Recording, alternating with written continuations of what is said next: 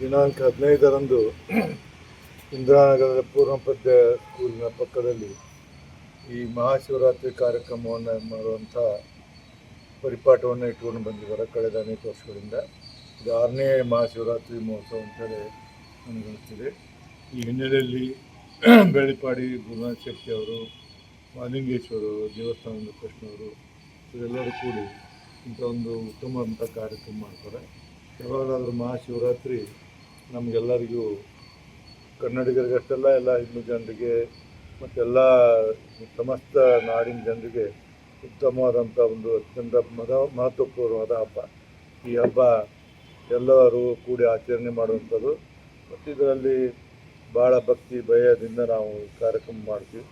ಈ ಹಿನ್ನೆಲೆಯಲ್ಲಿ ಇವತ್ತೇನು ಈ ಕಾರ್ಯಕ್ರಮ ಮಾಡ್ತಾರೆ ಇವರಿಗೆ ನಾನು ಶುಭವನ್ನು ಹಾರೈಸ್ತೀನಿ.